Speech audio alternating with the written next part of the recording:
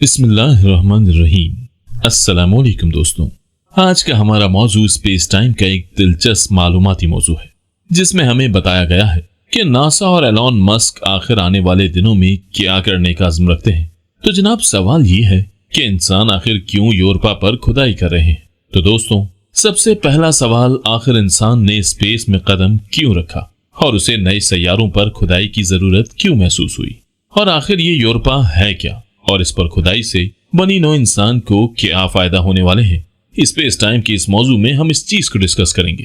تو چلیں آپ کو لے کر چلتے ہیں خلائی سفر پر۔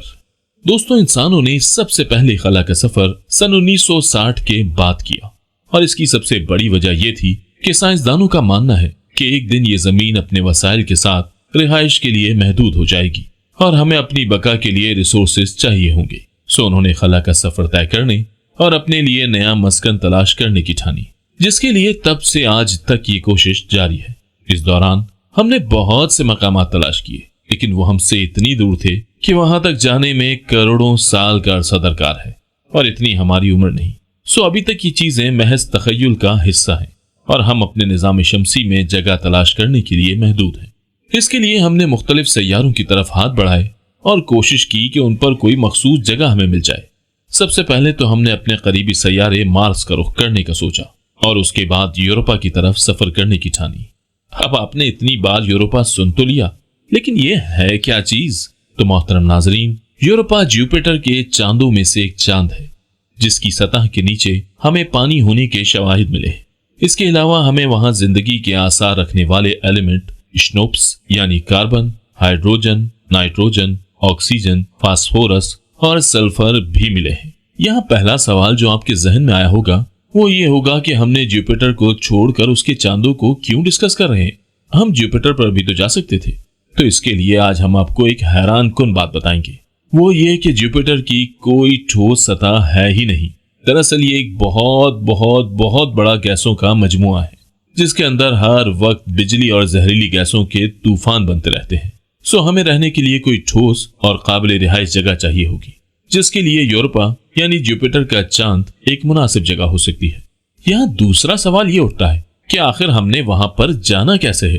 تو اس کے لیے ہم ناسا کی طرف چلتے ہیں اور پوچھتے ہیں ایلون مسک سے کہ ہاں بھائی صاحب، ہمیں وہاں پر لے کر کیسے جانا ہے؟ تو دوستوں، ہمیں وہاں پر جانے کے لیے مدد درکار ہوگی اسپیس ایکس کے راکٹس کی۔ اسپیس ایکس کے راکٹس کی سب سے بڑی خوبی یہ ہے کہ یہ اسپیس شٹل کو اسپیس میں چھوڑ کر اس کے فیول ٹینک کو واپس زمین پر لینڈ کروانے کی قابلیت صرف اسپیس ایکس کے راکٹس کے پاس ہے۔ ناسا نے یہ مشن 2024 میں یورپا کی طرف بھیجنے کا پروگرام بنایا ہے، جس کے مطابق اسپیس شٹلز کسی سیارے کی کشش ثقل کو خاطر میں نہ لاتے ہوئے 37,000 کلومیٹر فی گھنٹہ سفر کرتے ہوئے 2 سال میں جوپیٹر تک پہنچے گا۔ اب جب یہ اسپیس شٹل یورپا کی طرف روانہ ہوگا تو وہاں غالباً 4 ایسے پوائنٹس ہیں جہاں یہ اتر سکتا ہے، اور اترتے ہی یہ وہاں پر ڈرلنگ کا کام سٹارٹ کر دے گا۔ لیکن یہ سب کیا اتنا آسان ہوگا؟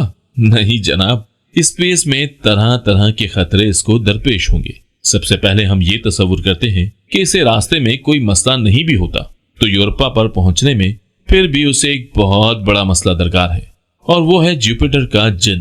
جی مطلب جوپیٹر کی میگنیٹک فیلڈ، جو کہ لگ بھگ زمین کی میگنیٹک فیلڈ سے 20,000 گنا زیادہ ہے۔ اب جوپیٹر جن کا مسئلہ صرف یہ نہیں ہے کہ اس کی میگنیٹک فیلڈ بہت زیادہ ہے، بلکہ اس کے اندر ریڈیو ایکٹیو چارج اتنا ہے کہ یہ ہمارے اسپیس شٹل کو چند منٹوں میں چارج کر دے گا، اور الیکٹرونکس میں ہمارے پاس اگر چارج آبجیکٹس کو ڈی چارج نہ کیا جائے تو وہ بآسانی خراب ہو سکتی ہے۔ سو ایک بڑا مسئلہ اسپیس شٹل کے ڈسچارج کا بھی ہے۔ پھر آتی ہے باری کہ آخر یہ ڈرلنگ ہوگی کیسے، جبکہ ہمارے پاس تو برف میں ریڈیو ویو سفر نہیں کر سکتی، تو پھر انفارمیشن کیسے ٹرانسفر ہوتی ہوگی؟ اور ہمارا کرائیو بورڈ، وہ ڈیوائس جو برف میں ڈرلنگ کرنے کے کام آتی ہے، کیسے ڈرلنگ اور انفارمیشن کا کام کرے گا؟ تو جناب، کرائیو بورڈ کے سر پر ایک گرم راڈ پلس گرم پانی پھینکنے والے شاور ٹائپ پائپ ہوتے ہیں، جو برف پگھلا کر کرائیو بورڈ کو آگے حرکت دیتے ہیں۔ لیکن مسئلہ یہ درپیش ہوتا ہے کہ ہم اس کرایہ بورڈ کو گرم کیسے رکھ سکتے ہیں؟ تو اس کے لیے ہم وہاں فیشن ری ایکشن کرواتے ہیں۔ پھر یہ کہ برف میں ریڈیو ویوز تو گزر نہیں سکتی، کیونکہ ریڈیو ویوز دراصل الیکٹرو میگنیٹک ویوز ہی ہیں۔ سو جس طرح لائٹ الگ الگ فینومینا میں ڈسٹرب ہوتی ہے، یہ بھی ہوتی ہے اور برف سے گزر نہیں پاتی۔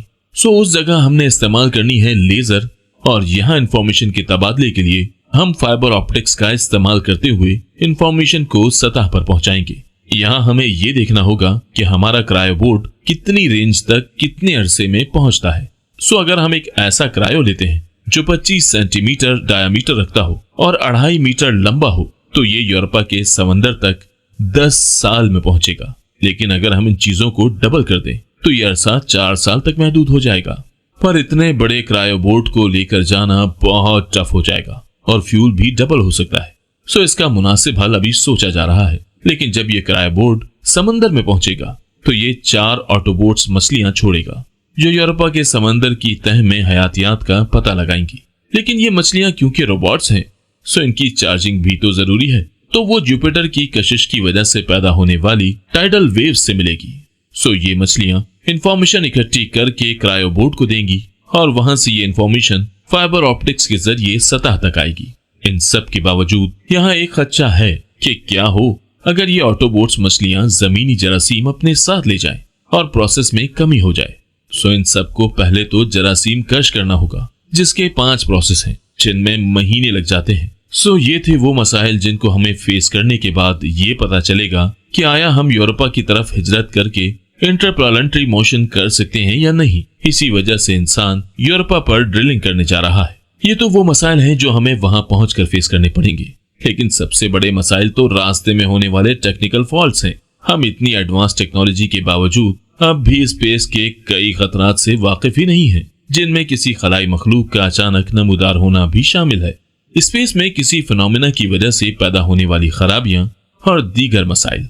अगरचे हमारी आर्टिफिशियल इंटेलिजेंस इतनी तेज है कि वो खुद कंट्रोल कर सकती है, लेकिन फिर भी हर चीज को मद्देनजर रखकर भी हमने देखा है कि कई खलाई मिशन नाकाम हुए हैं। सबसे पहले हमें हर उस मुमकिना खतरे को काउंट करना होगा जो गैर मामूली वाक़े की वजह से होलाइक स्पेस में किसी बड़ी तब्दीली की वजह से स्पेस शटल के अंदर जो मामलात हों उनको कंट्रोल करने के अवामिल वगैरह। इन सब को मद्देनजर रखकर ही हम स्पेस की तरफ नजर दौड़ा सकते हैं, वगरना शायद हम कहीं पीछे ही रह जाएं।